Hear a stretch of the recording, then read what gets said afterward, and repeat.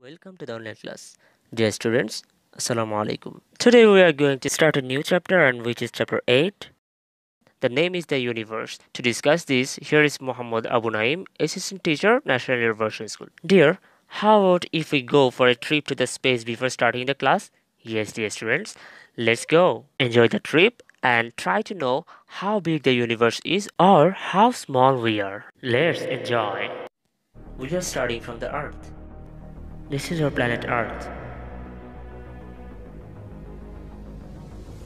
and that is the orbit of the moon.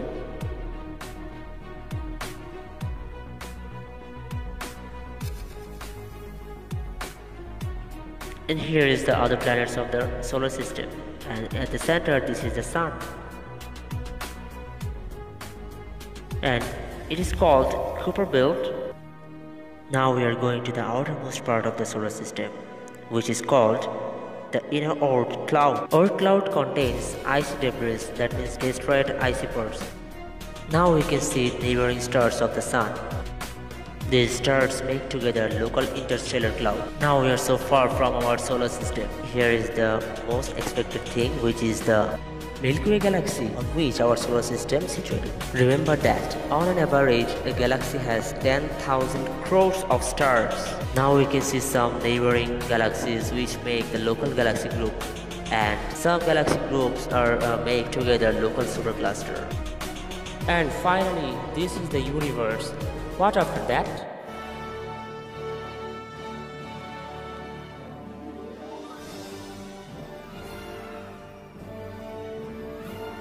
Dear students, here is the final thing, the universe.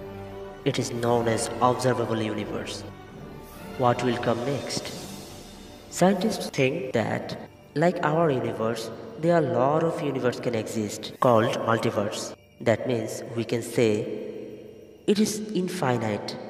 No one knows where is the end. Now open your eyes and get back to the class. Dear students, open your book and go to page 52. Chapter 8, The Universe. When you look up at the night sky, you can see countless numbers of stars in the space from the Earth with naked eye. Here naked eye means without any instrument. If you use a telescope, you can see these objects more clearly. Now what is telescope? Let's see. Dear students, this is a telescope. With this, we can see the distant objects more clearly. Dear students, here is another telescope which is called the Hubble telescope. Do you know why? Because it is invented by a scientist named Edwin Hubble. Scientists use that to research on outer space. A telescope makes far-away objects seem larger. It helps us see further into space. Scientists use telescope to research on planets, stars, and galaxies. Dear students, let's see with a Hubble telescope how the distant objects looks like.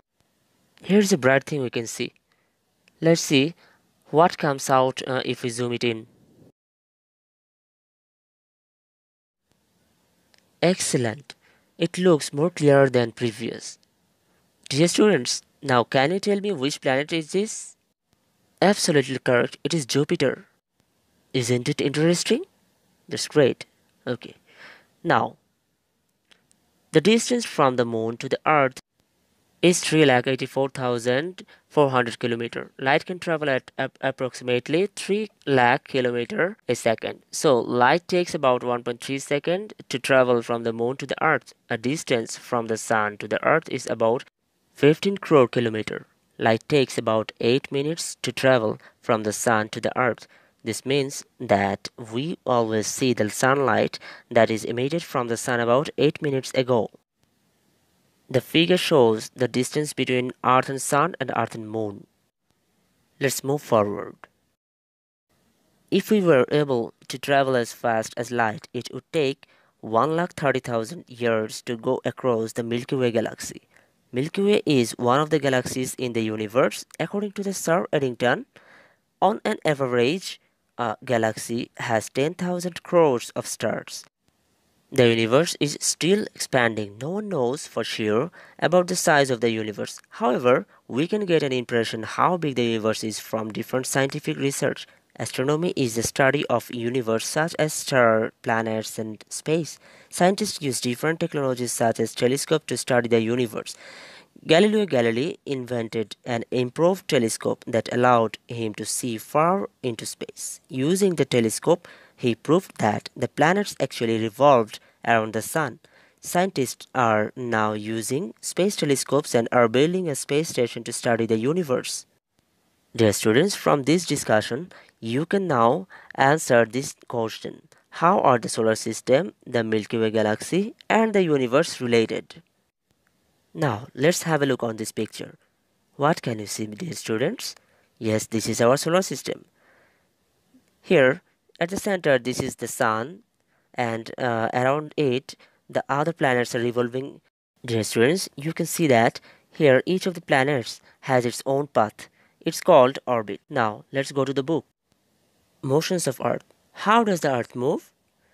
The Earth is one of the planets in the solar system. The Earth moves in a path around the Sun like other planets. The path that Earth and other planets move around the Sun is called orbit. The orbital motion of the Earth around the Sun is called revolution. It takes 365 days and 6 hours for the Earth to complete one trip around the Sun. Dear students, here's the Earth, and it is revolving on its path. For a single revolution around the Sun, the Earth needs 365 days and 6 hours. If we get 6 hours every year, after 4 years it makes 24 hours, that means 1 day. That is why we get a 1 day extra after every 4 years, which is called leap year. While revolving the Sun, Earth also spins or rotates on its axis like a spinning top. Look at the picture here. It is the axis on which it is rotating. The spinning motion of the Earth on its axis is called the Earth's rotation. It takes 23 hours and 56 minutes for the Earth to complete one full rotation on its axis, which is measured as 1 day. An axis is the imaginary line through the center of an object. Earth's axis goes through the north and south poles. Earth's axis is tilted at some degrees. In the picture, we can see that the axis is tilted 23.4 degrees. Here is the total scenario of which passage I have just completed. Here Earth is rotating on its orbit, and here is the moon, the satellite of the Earth. It is also revolving the Earth. The Earth's rotation causes day and night. Here in the picture we can see that Earth is rotating on its axis and it causes day and night. The Earth is spinning on its axis once every 24 hours. That is why the sun rises in the morning, sets in the evening every day. One side of the Earth is facing sun, whereas the other side of the Earth is not facing the sun. The part of the Earth that is facing the sun has daytime. On the other hand, the part of the Earth that is facing away from the sun has night. Here, according to the picture, we can see that the part of the Earth which is facing to the sun is looks brighter. That means it is daytime, and opposite side is nighttime. Sunrise and sunset. The sun seems rising in the east in the morning and then sets in the west as the day ends. This is because the Earth is spinning on its axis from west to east. As Earth rotates, the sun appears to move from east to west across the sky. Look at the picture. Here, since Earth is rotating on its own axis, it seems the sun is revolving around the Earth. The tilt of the Earth's axis and its orbit around the sun causes seasons. As the Earth revolves around the sun, different parts of the Earth tilts toward or away from the sun. Here in the picture, we can see that Earth is rotating on its axis, but it does not stay perpendicular.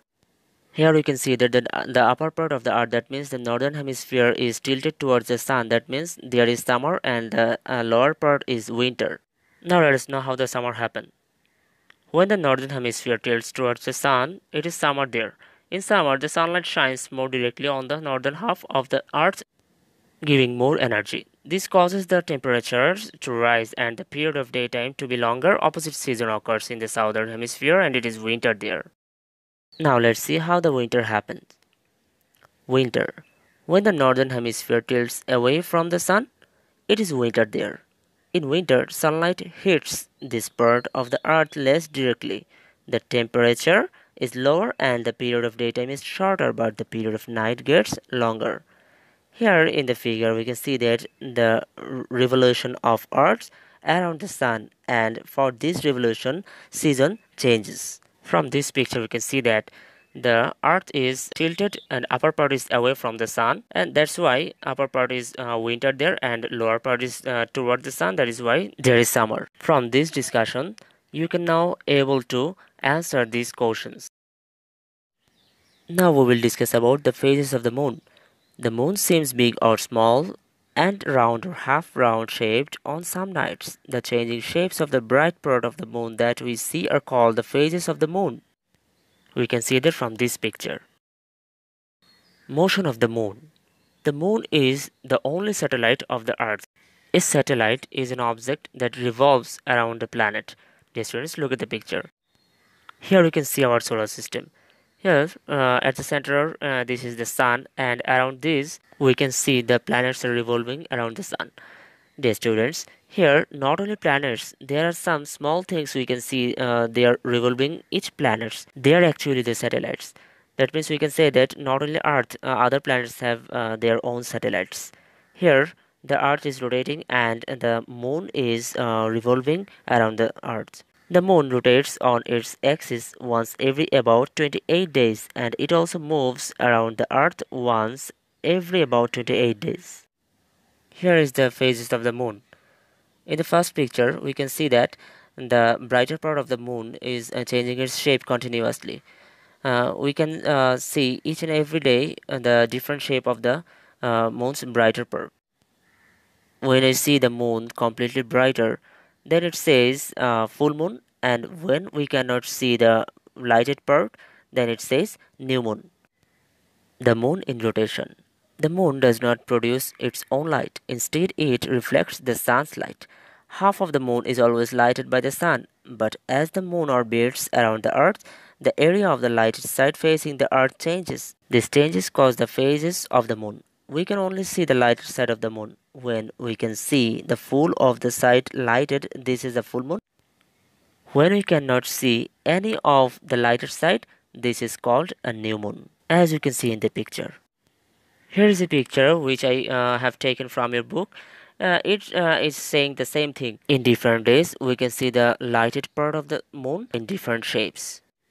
Now I am showing you some short questions from this chapter. I have already discussed that. Hope you will memorize. That's all for today. Inshallah, see you again in my next video. Till then, go and take a trip to the space. Thank you.